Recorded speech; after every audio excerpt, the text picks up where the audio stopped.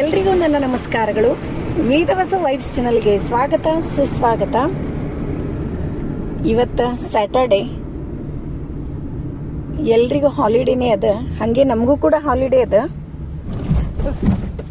ಇವತ್ತು ಎಲ್ಲ ಸಾವಕಾಶಿ ಅಂತಂತೀವಲ್ರಿ, ಹಂಗೆ ಸ್ವಲ್ಪ ಎಲ್ಲ ನಿಧಾನ ಏಳೋದು ನಿಧಾನ.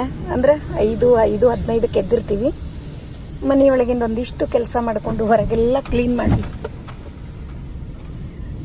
ಇಲ್ಲಿ ನೋಡ್ರಿ ರತ್ನ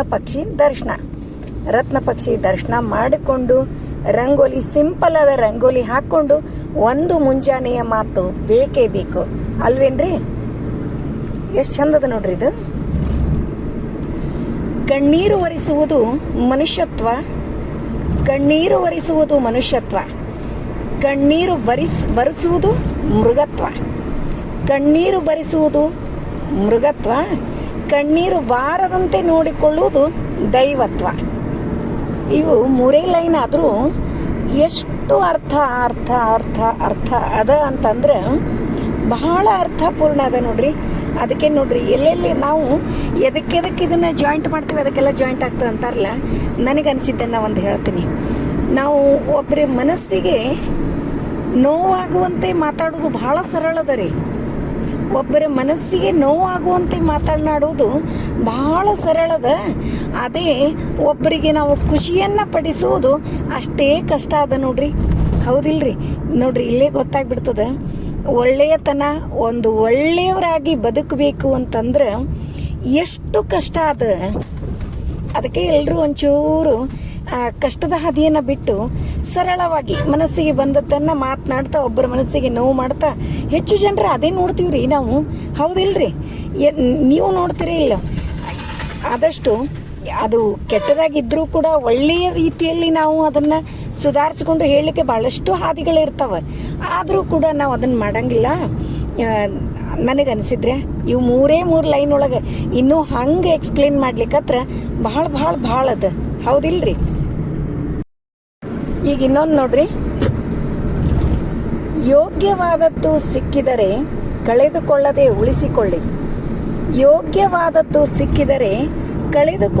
ಉಳಿಸಿಕೊಳ್ಳಿ, ಏಕೆಂದರೆ ದೇವರು ಯೋಗ್ಯರಿಗಷ್ಟೇ ಉತ್ತಮವಾದದ್ದನ್ನು ನೀಡುತ್ತಾನೆ. ಬಹಳ ಅರ್ಥ ಅದ. ಎಲ್ರಿಗೂ ಅಂದ್ರೆ ಇವೆಲ್ಲ ಎಲ್ರಿಗೂ ಗೊತ್ತಿರ್ತಾವ್ರಿ, ಗೊತ್ತಿರುವುದಿಲ್ಲ ಅಂತಲ್ಲ. ಬಟ್ ನಾವೇನದ ಇವನ್ನ ನೆನಪಿಸಿಕೊಳ್ಳುವುದಿಲ್ಲ. ಇವು ಎಲ್ಲರ ಲೈಫಲ್ಲೂ ಎಲ್ರಿಗೂ ದೇವರು ಒಳ್ಳೇದನ್ನೇ, ದೇವರು ಯಾವತ್ತೂ ಒಬ್ರಿಗೆ ಭೇದ ಭಾವ ಅಂತೂ ಎಂದೂ ಮಾಡೋದಿಲ್ಲ. ಒಳ್ಳೇದನ್ನ ಮಾಡಿರ್ತಾನ, ಅದನ್ನು ಕರೆಕ್ಟಾಗಿ ಯುಟಿಲೈಸ್ ನಾವು ಮಾಡ್ಕೊಳಂಗಿಲ್ಲ. ಹೌದಿಲ್ರಿ? ನೋಡ್ರಿ, ಇವತ್ತು ಸ್ವಲ್ಪ ಡಿಫ್ರೆಂಟ್ ಆದ ರಂಗೋಲಿ. ಅದು ಮತ್ತು ಬೆಳಕಿನೊಳಗೆ ನೋಡ್ಲಿಕ್ಕತ್ತೀರಿ.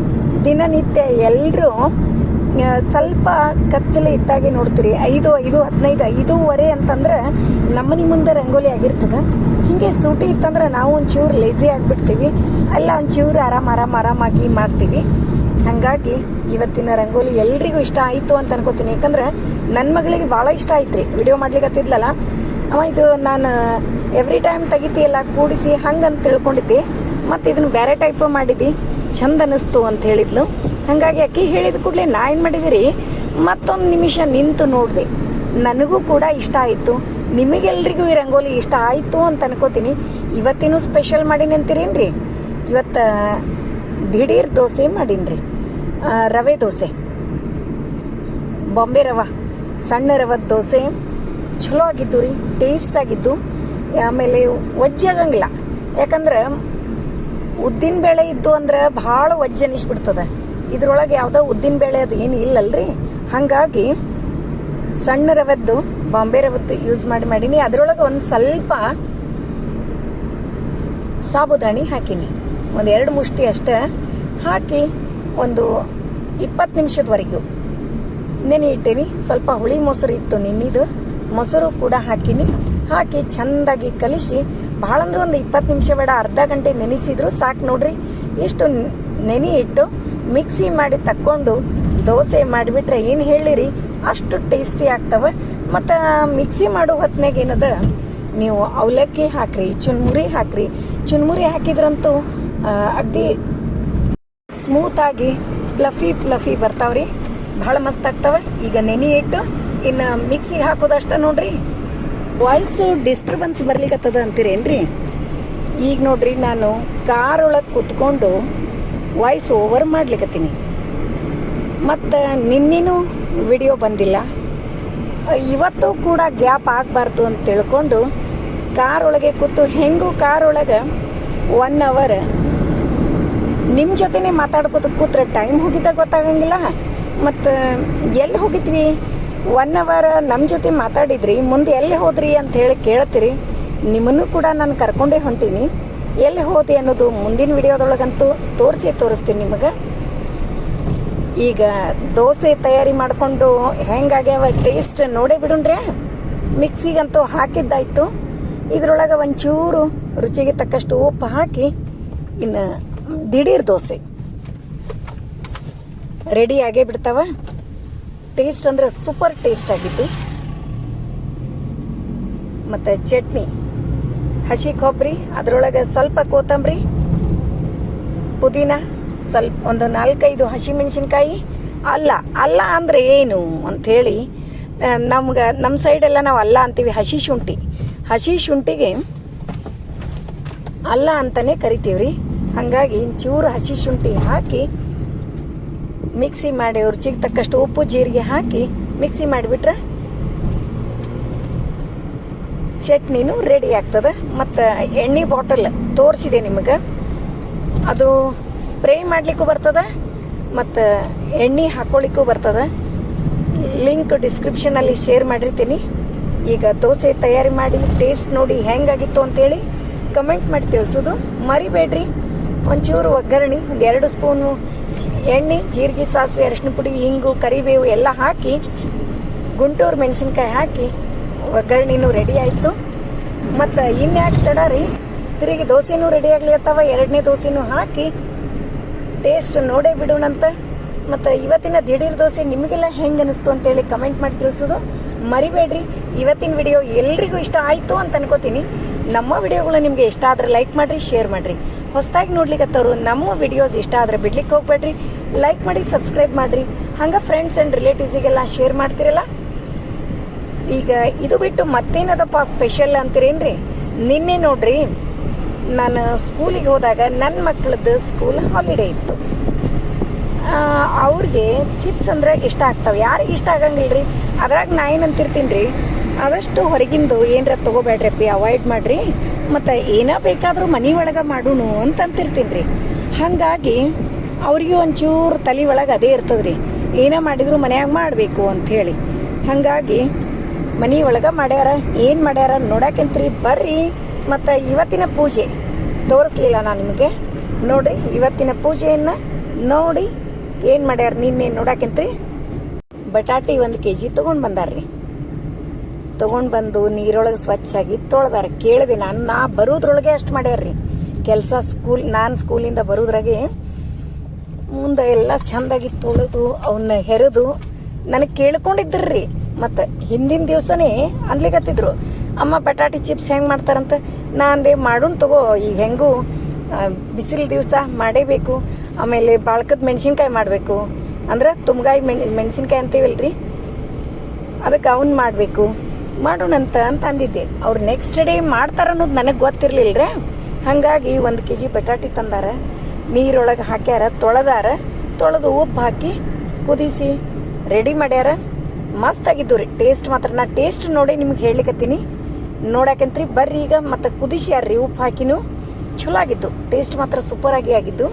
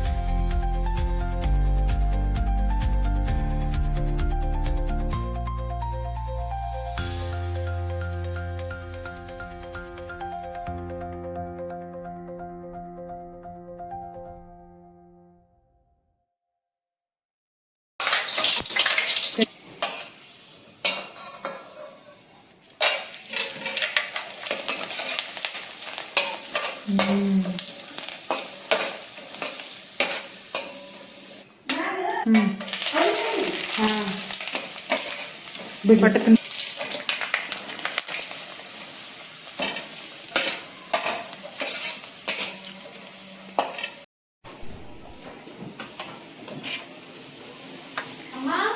ಹಾಂ ಹೋಗಿ ಬಂದು ಹೇಳ್ತಿ ಆಯ್ತು ನಿಂದು ನೋಡಿ ಹಾಂ ನೀವು ನೋಡಿ ಹೆಂಗಾಗ್ಯವ ಸೂಪರ್ ಮಸ್ತ್ ಆಗ್ಯಾವಲ್ಲ ಪಪ್ಪ ನೋಡಿ ಹೆಂಗ್ರಿ ಅದ್ರ ಮೇಲೆ ಉಪ್ಪು ಖಾರ ಹಾಕ್ಬೇಕನ ಸೂಪರ್